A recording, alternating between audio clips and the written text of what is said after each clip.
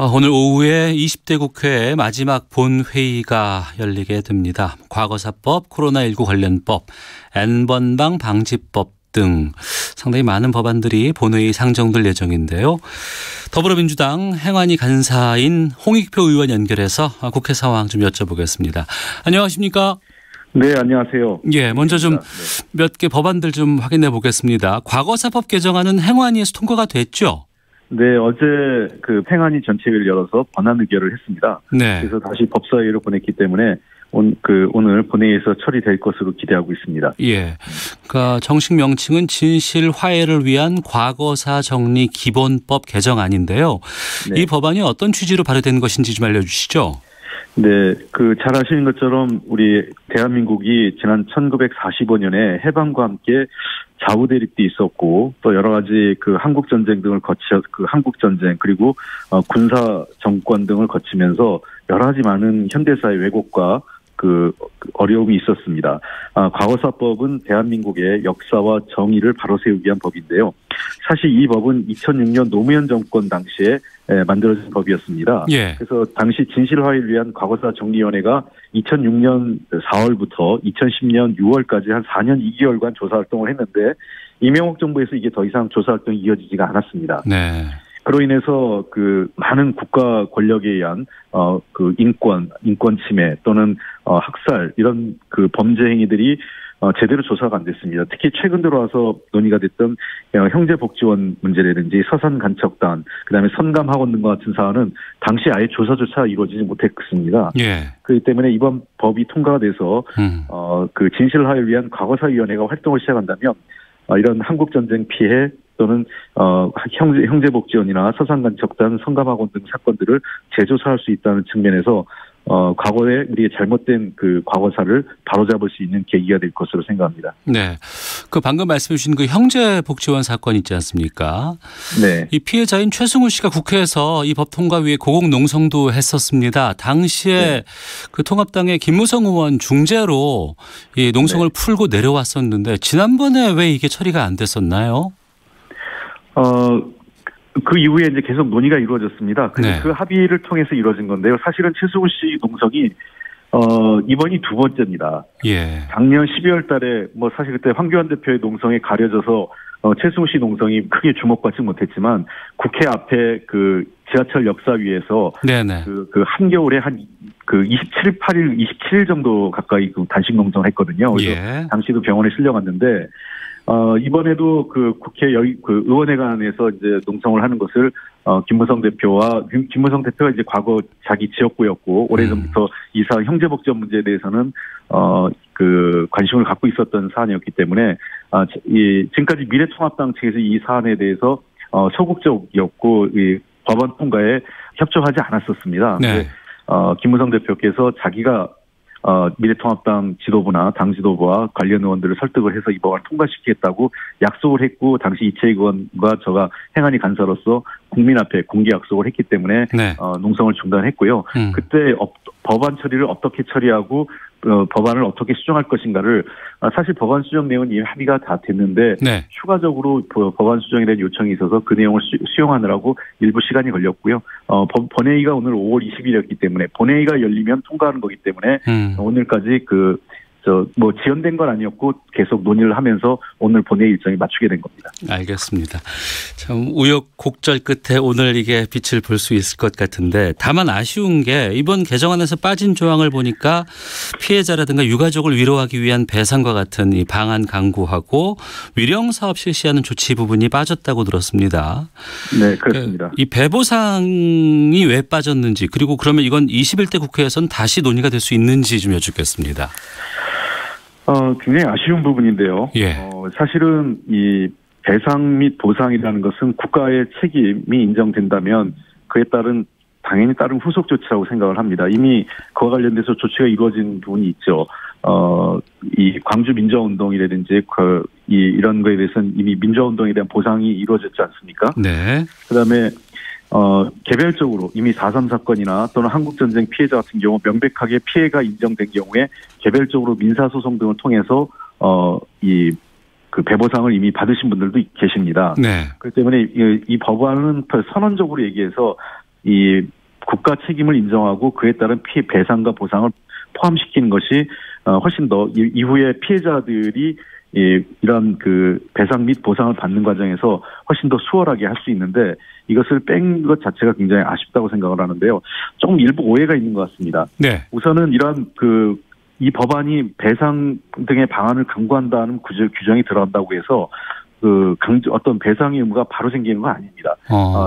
민사재판들 일부 거쳐야 되고요. 예. 또 그런 민사재판의 사례를 바탕으로 위원회에서 기준을 정할 수 있습니다. 그럴 때에도 아주 명백하게 조사를 통해서 국가의 책임이 확정적으로 인정하고 그에 합당한 보상 수준을 결정할 수 있게 되기 때문에 그에 따른 피해 보상이 결정되는 거고요. 두 번째는 지금 일부가 4조 6천억 달러는 예산이 들어간다 이렇게 얘기하는데 네. 그렇게까지 많이 들어가지도 않습니다.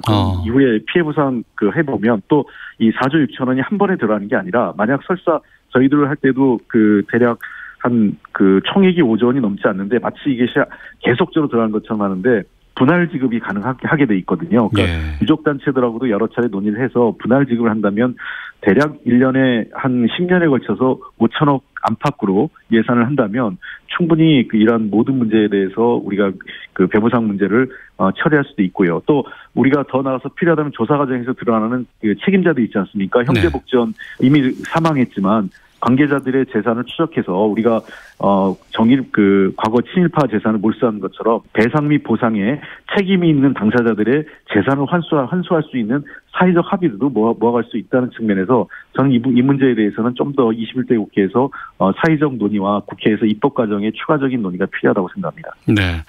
그리고요, 이 제주 4.3 특별법은 행안위 법안심사 소위에도 오르지 못했다고 들었습니다. 이건 왜 이렇게 됐는지. 예, 법안심사에서 논의는 했는데 통과가 안 된 건데요. 예. 법안심사 법안 소위 문턱을 넘어가지 못한 겁니다. 지금 이것도 대략 한 1조 8천억 정도 안팎의 배보상 문제가 걸려 있는 것 같아요. 네. 네, 이 문제에 대해서 미래통합당 측에서도 배보상 문제에 대해서 소극적이었고요. 그다음에 기획재정부가 예산상 이유를 들어서 좀 반대하는데 이 논리는 사실 이명박 박근혜 정부에서 기존에 했던 입장을 계속 반복하고 있는 겁니다. 네. 이미 사실상 제주 4.3 사건에 대해서는 특별법도 제정됐고 여야 당 지도부들이 다들 4.3 사건 내려가면 국가 책임 인정하고 그에 따른 적절한 배상과 보상이 이루어진다고 다들 정치적으로 말을 했는데 네. 실제로 그쪽에서 그렇게 얘기해놓고 후속 조치는 책임을 지지 않고 있습니다. 심지어 대통령께서 4.3 사건과 관련돼서 국가 책임을 인정하고 그에 따른 책임을 다하겠다, 국가적 책임을 다하겠다고 했음에도 불구하고 기획재정부가 대통령의 말씀조차 무시하고 이런 형태라는 건 저는 매우 유감스럽게 생각하는데요. 네. 결국은 기획재정부가 문재인 정부의 기획재정부인지 저는 의심스러울 정도로 이번 사건에 대해서는 기획재정부의 소극적이고 기존의 이명박 박근혜 정부에 했던 논리를 그대로 답습하는 것에 대해서 매우 안타깝고 유감스럽습니다. 네. 그러면 이건 21대 국회에서 다시 좀 시작해 볼 수 있을까요? 반드시 봐야 됩니다. 이거는 여야 정치 지도자들이 심지어 대통령께서도 가셔가지고 제주 도민들 앞에서 그렇게 약속을 하셨는데 이 약속을 정치가 저는 국민한테 신뢰를 잃는 것은 싸움을 했어도 그렇지만 결국은 국민과 한 약속을 선거 때만 하면 약속을 남발하고 그 약속을 이후에는 지키지 않는 것 때문에 국민의 신뢰를 잃는다고 생각하는데 저는 여야 정치인들이 다 제주도에서 한 말을 한번 곰곰이 생각한다면 예. 이 문제에 대해서는 책임 있는 조치를 해야 된다고 생각을 합니다. 네. 부마항쟁 보상법 개정안은 의결이 됐죠? 네, 그렇습니다. 이것은 조사기간 연장이었기 때문에 큰 이견 없이 합의가 됐습니다. 조사기간 연장 이 부분이면은 어느 정도의 기간을 더 연장할 수 있는 겁니까? 부마 민주항쟁 관련돼서 자료 수집 및 분석을 위해서 활동기한을 한 1년 정도 연장을 했고요. 두 번째는 이 진상조사의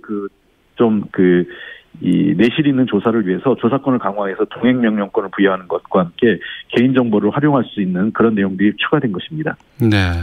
동행명령권 같은 것들이 부과가 된다고 하면 지금 네. 5.18 진상조사위원회라든가 이런 쪽에서도 이런 영향 같은 것들이 좀 미치지 않을까 싶기도 한데 어떻게 보시는지요? 네, 이게 반드시 필요합니다. 진상조사위원회가 어떤 검찰이나 경찰처럼 사법기관이 아니다 보니까 네.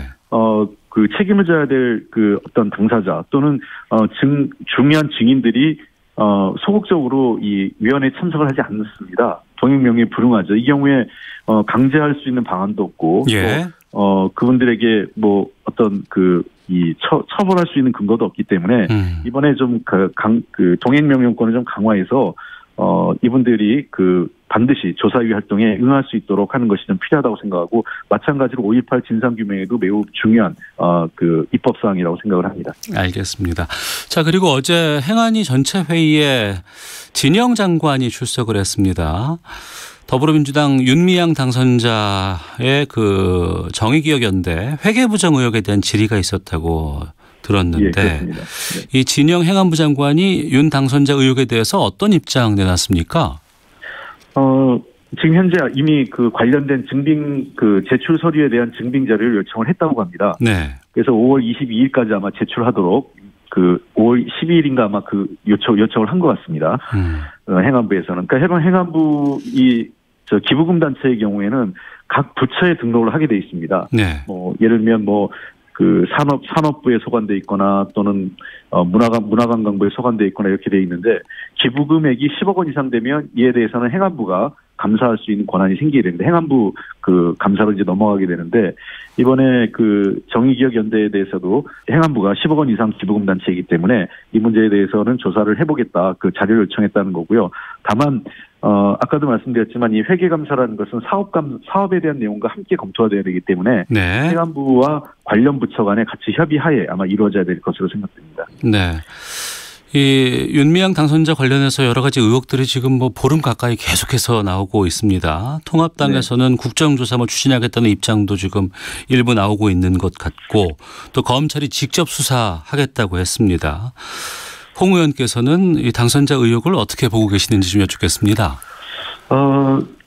제가 보기엔 좀 아쉬운 면도 있고요. 예. 실제로 윤미향 당선자나 정의기억연대의 아쉬운 면도 있고 두 번째는 또 너무 과도하게 확대되는 면도 있다. 이렇게 두 가지 양면이 다 있다고 생각을 하는데요. 네. 우선은 국민의 기부금이나 또는 국가로부터 이제 지원금 받은 게 있지 않습니까? 네. 이런 내용들이 회계나 사업의 투명성을 높이는 것은 매우 중요하다고 생각합니다. 제가 어제 행안위 회의 때도 얘기했지만, 네. 과거 우리 이제 사회단체나 시민사회단체가 초기 단계에 굉장히 미성숙 당시에는 이런 회계 문제나 회계 이런 내용이나 사업 내용 자체가 좀 부실했을 수 있다고 생각을 해요. 네. 그리고 권위주의 정권에 어떤 대항하는 차원에서 시민단체가 운영될 때에는 약간의 편법이나 또는 그런 부족한 면이 국민들에게 양해되거나 이해가 됐다고 생각을 하는데 네. 이제는 우리 사회의 민주화 수준이 높아지면서 국민들은 더 높은 수준의 도덕성과 더 높은 수준의 투명성을 요구하고 계신 것 같습니다. 네. 그래서 이 회계 문제에 대해서는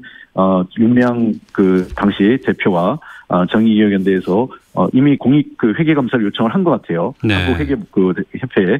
그래서 이 공적인 회계감사가 이루어진다고 생각하고요. 아울러 지금 이미 검찰 조사가 이루어지기 때문에 좀 더 차분하게 검찰 조사 결과를 보면서 책임질 부분은 책임을 지고 네. 이번 기회에 제도적으로 시민사회단체나 NGO단체에 대한 회계 운영과 관련된 투명성 높이는 제도 개선이 함께 이루어진다고 생각을 합니다. 다만 좀 아쉬운 것은 어쨌든 이 문제가 지난 30여 년간 위안부 문제를 누구보다 앞장서서 공론화했고요. 많은 분들이 그동안 위안부 단체의 기부금 이 활동에 대해서 그렇게 관심 갖지 않을 때부터 시작을 해서 이만큼 우리 사회에 이슈화했고 국제사회에 위안부 문제를 국제적 인권 문제로 확장시켰지 않습니까? 예. 이러한 노력이 폄하돼서는 안 된다고 생각을 하고 자칫 도리어 일본 정부가 자신들의 입장이 정당하다는 논리로 활용될 수도 있기 때문에 저는 회계감사 문제와 이 운동의 당위성, 그다음에 그동안 이 단체가 해왔던 노력들에 대한 평가 문제는 조금 더 분리해서 좀 다뤄줘야 될 것 아닌가 생각을 합니다. 네. 근데 그 이후에 이제 윤미향 당선자 관련해서 계속해서 의혹 보도들 나오고 있습니다. 쉼터의 운영을 아버지에게 맡겼다거나 아니면 네. 운영 과정에서 남편에게 일을 맡긴다거나 아니면 개인적으로 주택을 구입하는 과정에서 여러 가지 의혹들이 계속 나오고 있거든요. 이 네. 부분에 대해서 민주당 차원에서 좀 입장이라든가 여기에 대해서 좀 조사나 해명 같은 것들을 좀 받고 있는지요? 아직까지 공식적으로 어떻게 당 차원에서 얘기는 되고 있지 않은데, 네. 그러나 공당이기 때문에 필요하다면 저희는 조치를 취해야 된다고 생각합니다. 다만 이 사안이 이미 검찰로까지 넘어갔기 때문에 네. 사실은 저도 이렇게 당에서 어떤 사안을 조사할 때 당이 그 사법기관이나 이런 조사 강제 조사권이 없기 때문에 실제로 조사를 하는데 매우 한계가 있습니다. 어려움이.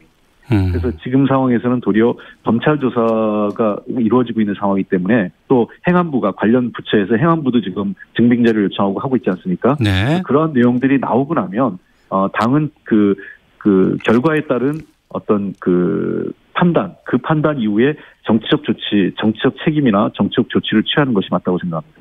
알겠습니다. 행안위 관련해서 질문 하나 더 드리겠습니다. 보도를 보니까 그 질병관리본부를 청으로 승격하는 정보조직법 개정안은 행안위 심사를 받지 못했다고 보도가 나오고 있더라고요. 이건 왜 그렇습니까? 예.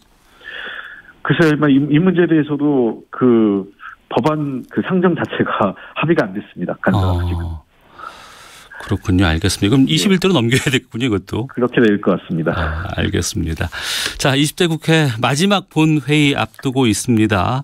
코로나19 대응이라든가 아니면 N번방 방지법 같은 비쟁점 법안도 지금 상정돼 있는 것으로 알고 있는데 이런 법안들 통과는 무리 없겠죠? 어떻습니까? 네, 그 코로나19 대응 법안이나 N번방 방지 법안 같은 경우는 그 워낙 국민적 관심도 높고 우리가 마무리해야 될 이기 때문에 무난하게 통과될 것으로 생각을 합니다. 네.